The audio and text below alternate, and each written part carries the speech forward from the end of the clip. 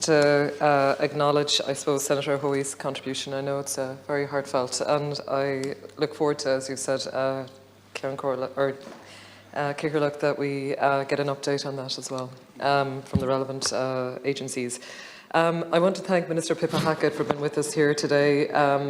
I suppose to speak with us on the on this particular motion. I know from our colleagues.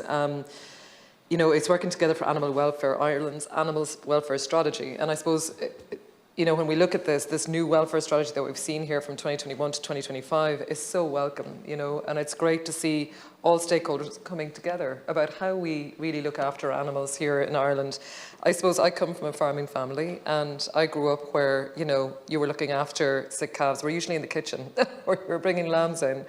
My mum was a nurse, and I must admit that, looking after the calves, the cattle that we had, you know, came number one. And I know that it is something for an awful lot of farmers that, you know, that they would look after their cattle, and that, you know, they're bringing out vets, and the cost of bringing out vets, you know, and yet farming families do that because they want to ensure that their cattle are being looked after. So I just know that for a lot of families there is a lot of pride in making sure that their animals are looked after well.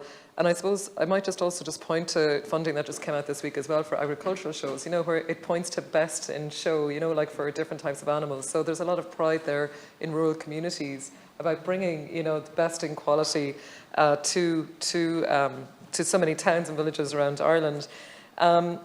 I know that as Senator Lombard was stating, you know, there's so much there now as well with farmers in terms of practices and training and discussion groups and how best to manage. And we've spoken here about the 5 freedoms for animals. You know, there's a lot of supports, I think, that have been put in place. There's a lot more sort of, as we know, like education and training, particularly through our colleges. I know, like in Mount Bellew Agricultural College now, part of the ATU, that's really, really crucial. And I know that there's an awful lot of assistance that's needed. I know that when we've had fodder shortages, you know, farmers across the country come to each other's aid in making sure that areas that are impacted with loss of fodder, loss of feed, you know, will be supported. It's really crucial, of course, that we've seen the fodder scheme coming in, because again, that's looking to potential shortages that we might see later on in the year. You know, because of the impacts of the war in Ukraine. So it's incredible that global situations have such an impact when it comes to us trying to plan ahead as well as a government, and through the Department of Agriculture as well in the time ahead.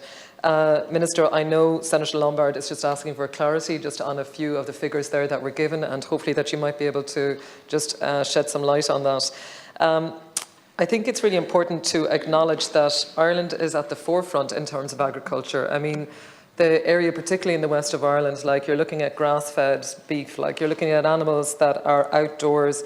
You know, you're looking at slatted sheds where, you know, you're trying to protect the environment, but also ensure that animals have, you know, safe spaces as well. And I think it's absolutely crucial that we see that farmers are, you know, and that we as a country are supporting the welfare of animals. And I'm speaking specifically, I suppose, just from a farming perspective, but that it is a livelihood as well. And that livelihood is about supporting our communities in rural areas. And that can't happen without having a livelihood. So in other words, income that comes from a farm. And you know, to be able to support our farmers to do that, that means supporting, you know, the idea of marketing animals, you know, being able to sell where there is a demand. And we know that there is a demand in countries for quality animals. And Ireland does stand tall in terms of the quality of its animals, its beef and its cattle. And, you know, the welfare that has been put in place, like, you know, the restrictions now in terms of live exports, the care that has to be taken, the fact that there's veterinary inspections on nearly 90% of animals that are exported, you know, at ports, also at marts around the country. You know, that marts are working together with officials from the Department of Agriculture to ensure that best practice has been done in all areas.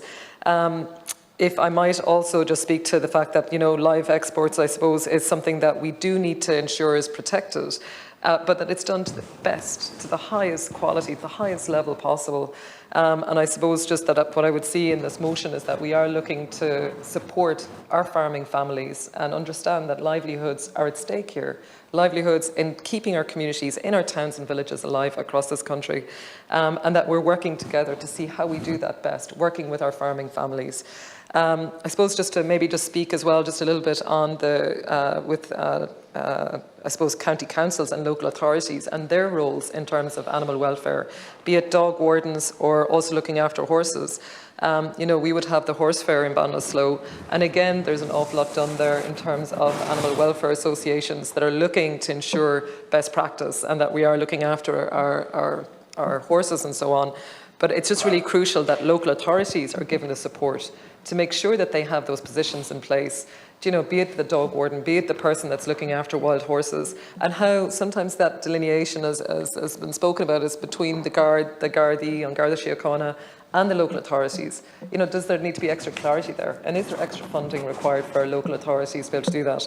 The challenge we have in rural areas is that sometimes dogs are let roam, and there has to be a responsibility there for pet owners about how, you know, that if you're living in areas, you know, you can have built up estates right beside fields to make sure that dogs are that there is a responsibility there for pets, and that there is microchipping, and that we are just knowing that it's not enough just to have a pet, that there is a huge level of responsibility in terms of managing that as well. And Gurmil Mahagat.